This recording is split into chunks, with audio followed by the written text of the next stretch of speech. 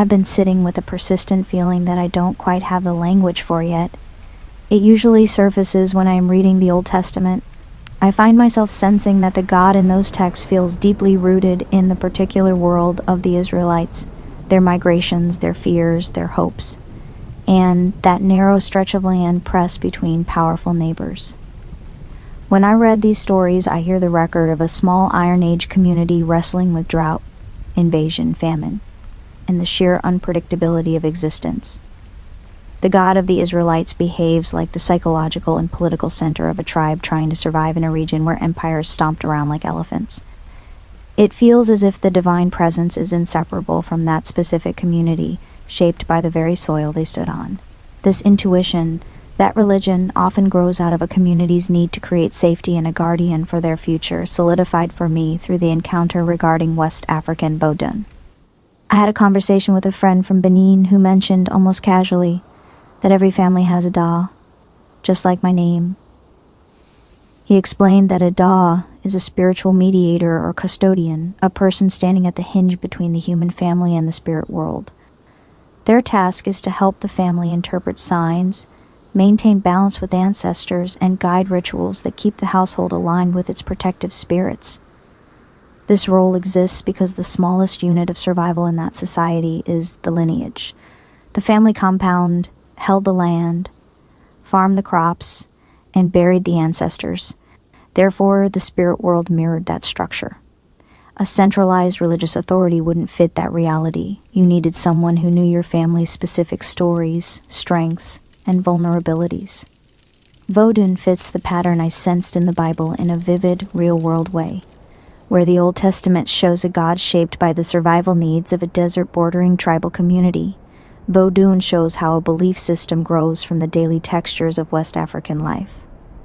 Forests, illness, agriculture, and the thin membrane between the living and the dead. The spirits are embedded in the marketplace and the river. A community facing sickness turns to healing spirits. One needing rain turns to weather spirits. These are tuned responses to specific problems.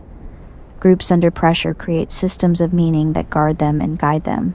Certainty is scarce, so people manufacture it the way early metallurgists hammered bronze into shields. A god becomes a boundary marker. A narrative becomes a safety protocol. This perspective might add on how I view spiritual traditions. I see them now also as survival software. They solve real-world problems of cohesion, cooperation, and emotional stability. The ancient Israelites lived wedged between the imperial machines of Egypt and Babylon. When you are a small population in a corridor that armies treat like a hallway, you invent a force that tells you that you matter, that you are not just in the way. That force becomes a character whose concerns mirror your own. What is fascinating is that this adaptive mechanism not just limited to ancient history or theology. I see the same environmental tuning happening when I look at how children navigate the modern world. If you ask kids today what the most important thing in the world is, they will answer with striking confidence: money. It is easy to dismiss this as shallowness, but these children are barely just reflecting their environment the same way plants lean toward the strongest light source. Nearly every adult system they encounter signals that money is the master variable. Parents talk about bills, schools talk about careers, housing prices loom like mountains. In the absence of tight-knit communities where value was once denominated in honor or faith, money has become the universal proxy for certainty. The kids are mapping the pressure fields of their specific ecosystem, just as the Israelites or the Beninese did. Their deeper intuitions are still human, even if their survival instincts are attuned to the economy. There is a quiet power in pausing on this thought.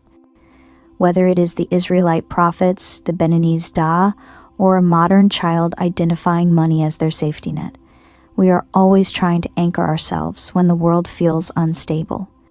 The curious twist comes when a local god, shaped by these specific needs, later gets scaled into a universal one. That scaling process leaves seams, little contradictions between tribal origins and later philosophical ambitions. We can trace those seams through textual debates and the logistical headaches of trying to make one ancient mountain god the omnipresent foundation of reality. But acknowledging this doesn't diminish the tradition for me. In fact, it makes it more human. It transforms religion from a static declaration into an evolving organism.